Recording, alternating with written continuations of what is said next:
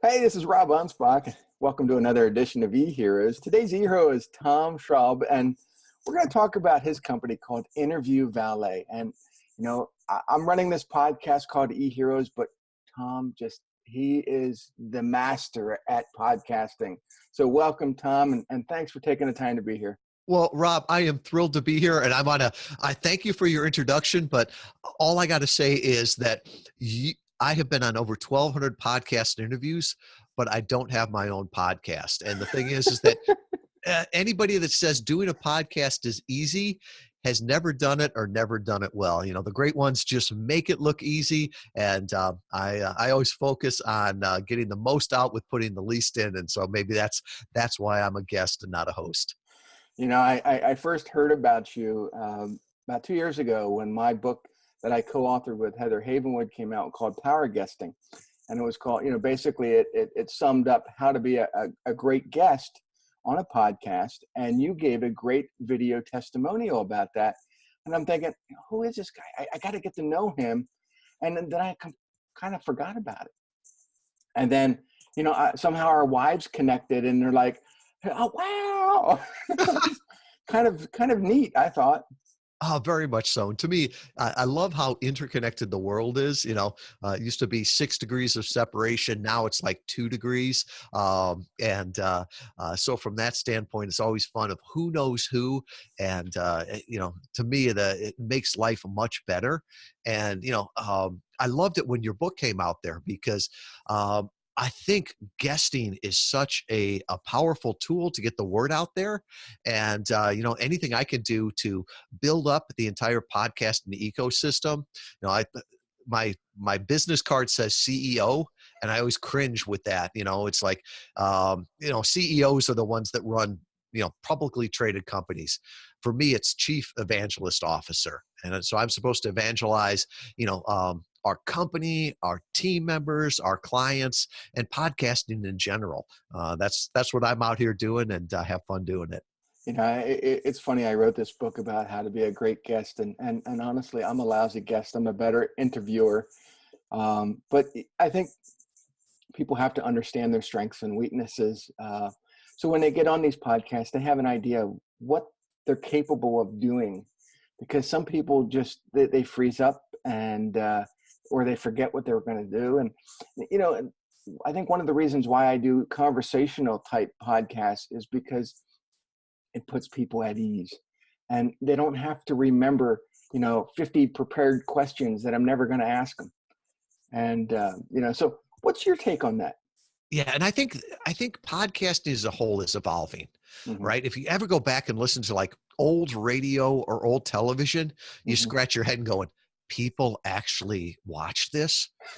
And I think podcasting is the same way as you look back. I think that very formulaic, structured, I'm going to ask the same 5 questions to every guest. It was easy for the guest. It was easy for the host. But I think as an industry, we've evolved beyond that. And to me, the podcasts that are growing, the podcasts from our side that are converting the best are the ones that are real conversations. To me, I've always explained the best podcast is like sitting down at Denny's, right? And there's 2 interesting people in the booth behind you talking. And sometimes that conversation is at 8 a.m. Sometimes it's at 2 a.m. when the bars close, but you just want to sit there and listen to it. You can't turn around. That would be rude. You can't get in on the conversation, but you just want to listen to it. And to me, that's the best podcast, where you just get to listen in to an interesting conversation. Yeah. When I schedule these podcasts, I kind of try to do it on my guest's time. And a couple of weeks ago, I did one I think it was at 10:30 at night, and the guy was still working. And I said, "What are you still working for?" He goes, "Because this is when I get most of my work done. When clients aren't bugging me, I can get in and but it was the the answers he was given were more relaxed, and he felt comfortable, and I thought, wow, I had a better podcast interview with this guy at 10:30 than some of them I do at 10 o'clock in the morning. And it's weird. It's like how we time shift now. Mm-hmm. right? Because we're both in the same time zone, but I was up at 5 a.m. this morning and had a call with somebody from Australia. Yeah. And even the podcast interviews, we can record it when it's convenient for us, but other people can listen to it when it's convenient for them. And, you think about it, it's the only medium that is evergreen and that you can listen at the speed you want and at the time you want. I joke that I listen at 2x speed as I run at half x speed, but my mind tends to wander. And if I listen at normal speed, my mind wanders. So this keeps me engaged and I get twice as much content in. The only weird part is when I talk to podcasters live, I'm so used to hearing them at 2x speed. It's like, wow, your voice is really deep. And would you just get to the point?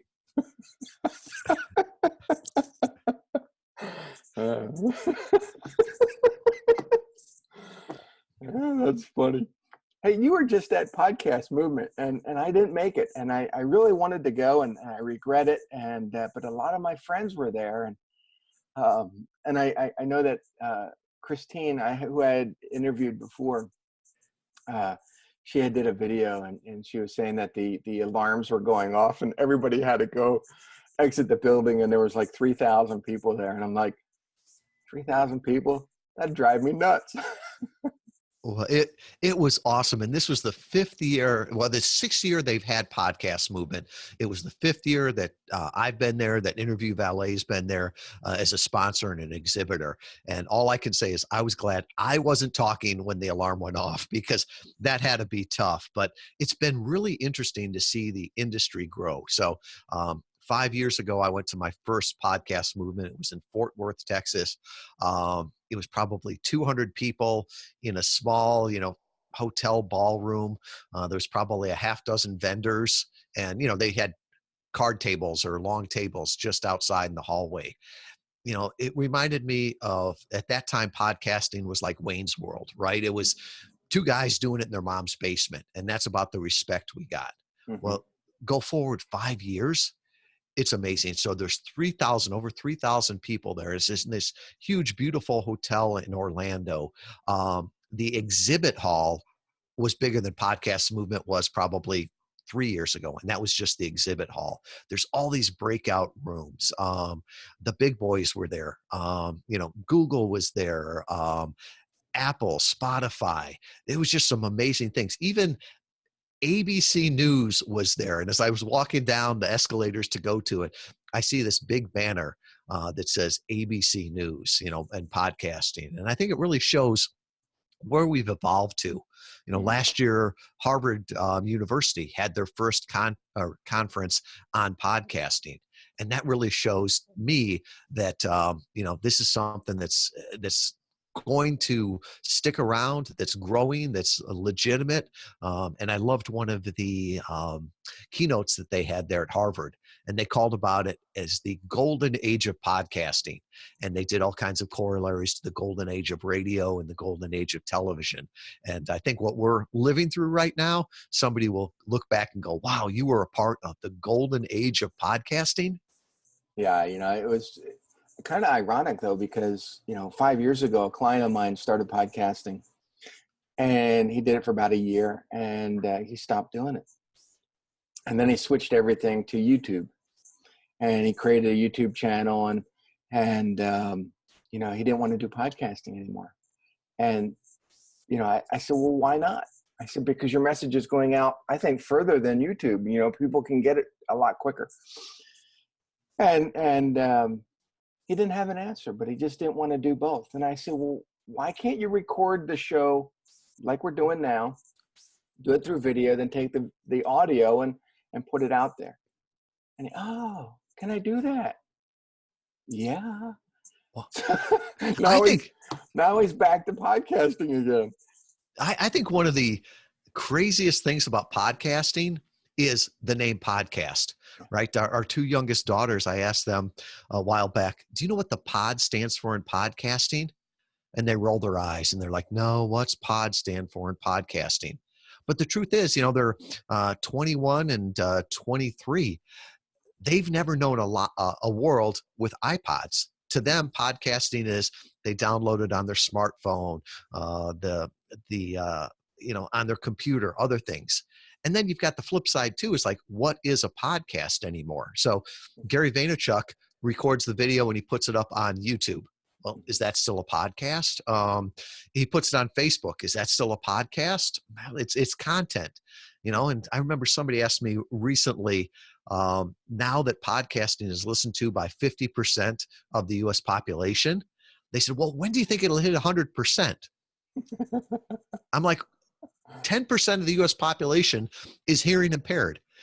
It will never hit 100%.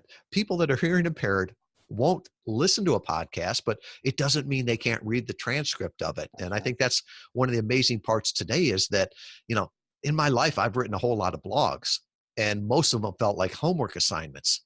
But now, you can produce in the way you want and then repurpose it into the way that other people want. So for me, talking, it's easy. So let's transcribe it. Somebody can clean it up, make blogs out of it. Somebody else can put the video up, and it all works the same.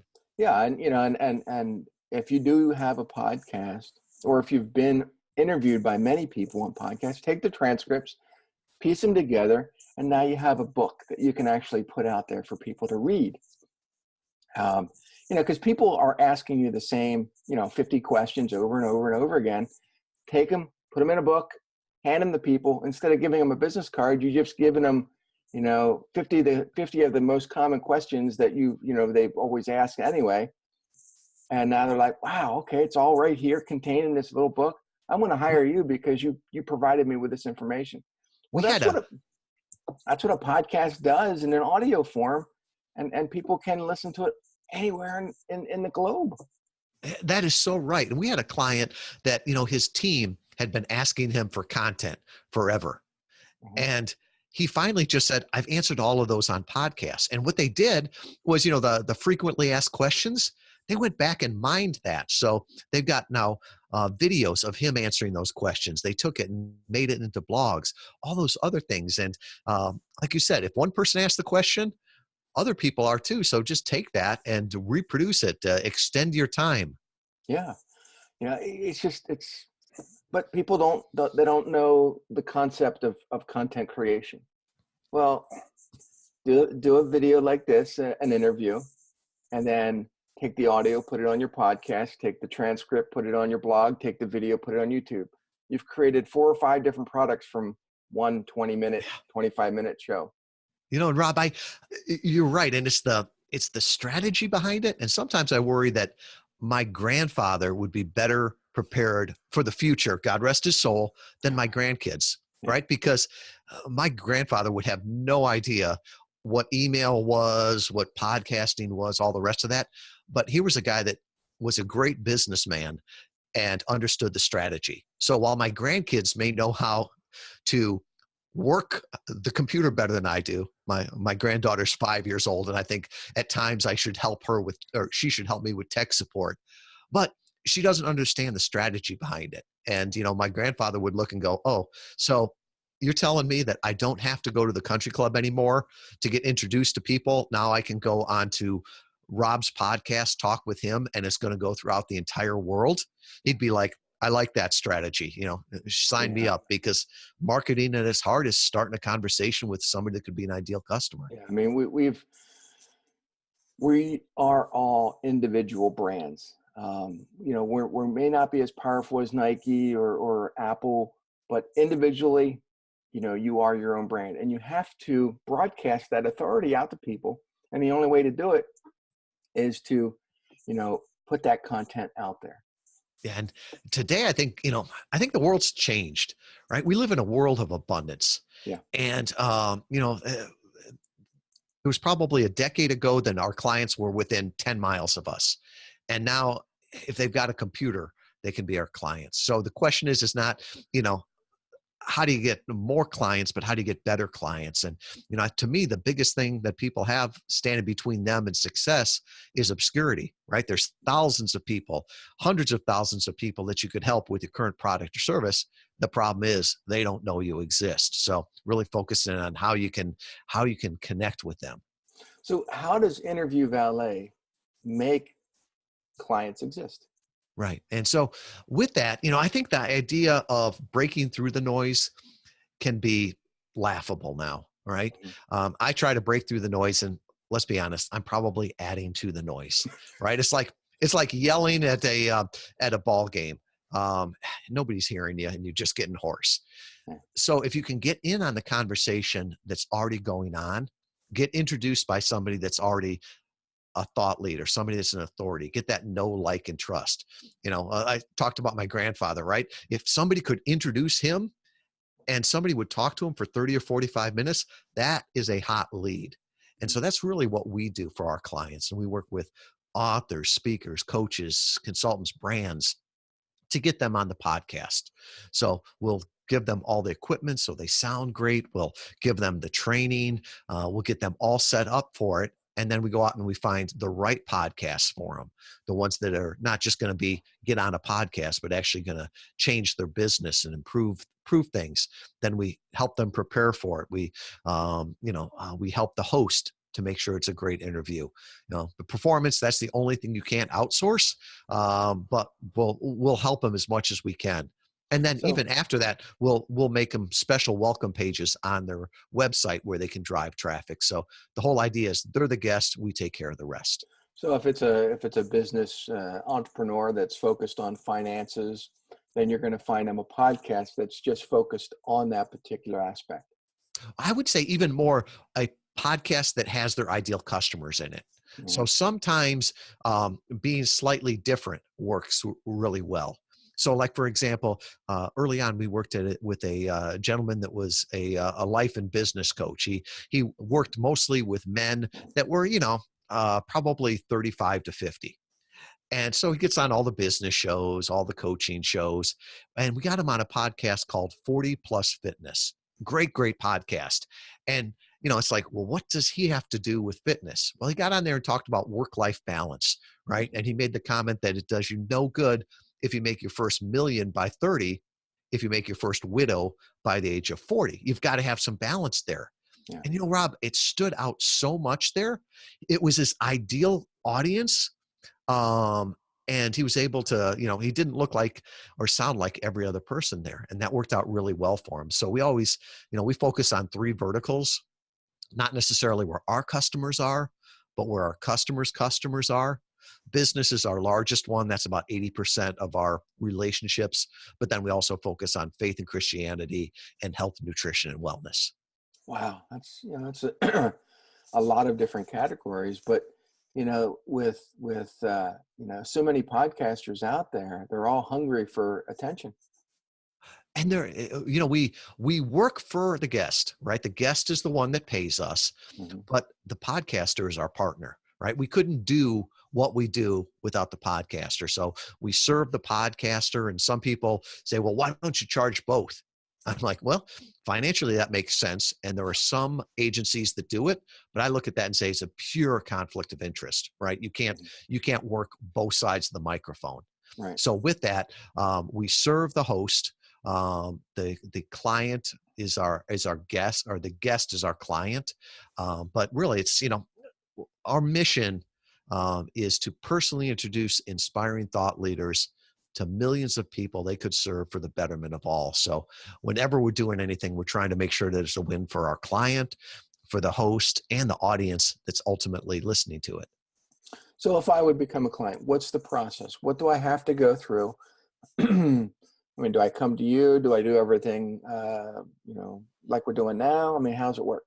Yeah. So our goal is to make it easy, right? You're the guest, we take care of the rest. And our focus is always to get you the maximum return on investment of your time and your money, Mhm. right? So the process is we want to make sure that anybody we work with has success with it.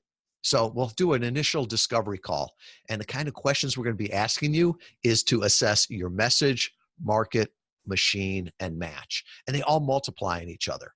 And if one is weak, the result will be weak. So we'll ask you about your message and, do you have stories to tell and not just a product to sell? Infomercials don't work well off of podcasts. We'll look at the market. Do you know who you want to talk to? Do you have something that can serve them? The machine is big too.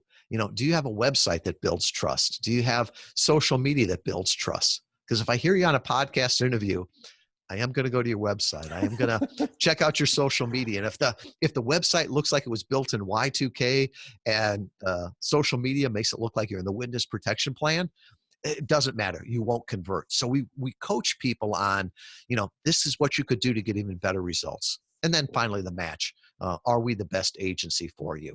And if that's the case, and if all those look good, we talk about how we could work together. And the initial onboarding or success setup takes about 7 to 10 days. And we'll get a one sheet, which is like a one-page media kit. We'll make those welcome pages on your site. We'll give you a practice interview. We'll prospect our entire team. We'll look for great shows for you. We'll get everything set up, and then we just start getting you on podcasts that your ideal customers are listening to. Yeah, most of my clients are lawyers and doctors, and they've all gone to this same Vulcan school of no emotion. So I have to kind of embed personality into what we write for them, and teach them how to do better podcasts and videos, and it's hard because they've trained themselves not to show this emotion, and just try to get people, hey, you got to do videos, you got to do podcasts. They're like, what? No. And to me, I think those consultants are some of the ones that get the best results with podcast interviews, right? Because if I'm buying the services from a consultant, it's not a product or a service. Are you the best lawyer or aren't you? Mm-hmm. I don't know. I don't know how to judge that. Are you the best accountant? I don't know. But I do know that if I like you, I know if I relate to you, it's somebody that I can respect, if you want to call it like from a doctor's perspective, do you like their bedside manner or not? And I think it's those people that can be real and just come through and say, this is what I do. Gets back to that. We don't need more clients. We need better clients. And so I always say when somebody hears me on a podcast interview, there's 3 responses they have. The first group goes, Tom is an idiot. And I don't disagree with them, right? If that's their judgment, God love them. But I can tell you what, if they don't resonate with me, then we're never going to work well together. So I'm not going to change for them, and they shouldn't have to change for me. The second group is like, that's interesting, but I don't need Interview Valet right now. And that's fine. I'm glad I could help them in any way. But it's that third one that relates to it. And it's like, wow, they work with people like me. They get success with people like me. I want to work with them. And those are the people that you want to engage with. At the end of the day, I don't want more leads, right? I want more customers that I can serve. So it's almost like when somebody hears you on a podcast interview, they self-select. And it's the weirdest sales call when you actually have it, because they know everything about you. They know everything about your company, and they're ready to go. And it's almost like a qualification call. And that's why I say we talk to them about their message, market, machine, and match. And then we, make an offer to work with them. Yeah. And that's the perfect way. I mean, you have content that's out there, you're not going to hit home runs on all the content, but if people can see you on video, they can listen to you on podcasts, they can read about you on, blog articles or social media, that trust is going to fit that puzzle. And, they're going to pick up that phone and say, you know what, I like everything that you're doing. Here's my money.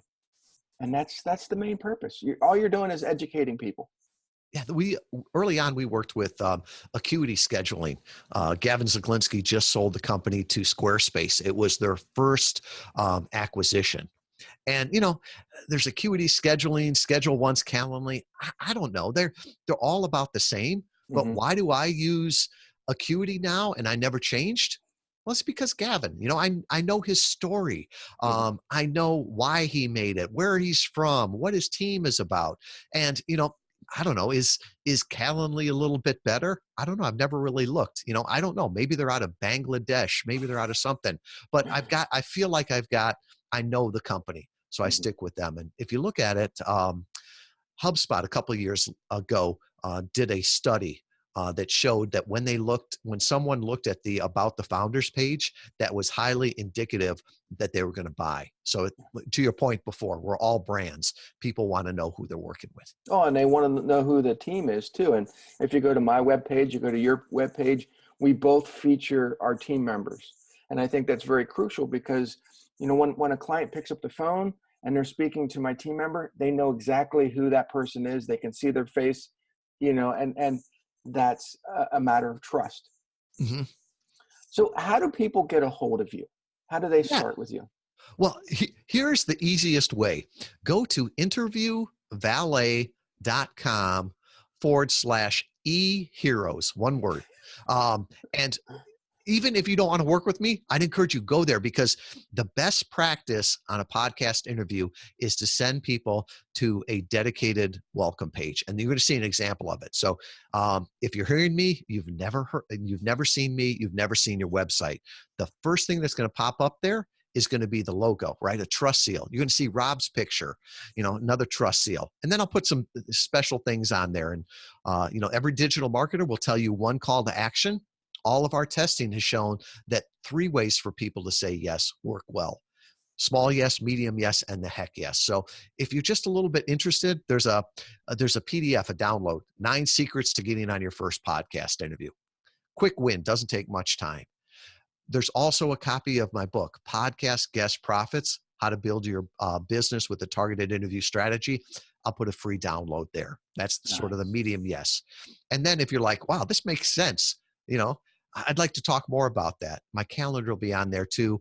You can schedule a call with either me or one of our team to do a discovery call to see how we could help you grow your business with targeted interviews. So all of that will be there at interviewvalet.com/eheroes. Sometimes when my screen gets messed up, but that's what makes Tom an e-hero. He's always out there looking to promote you. So if you want to do podcasting, you get with Tom right now.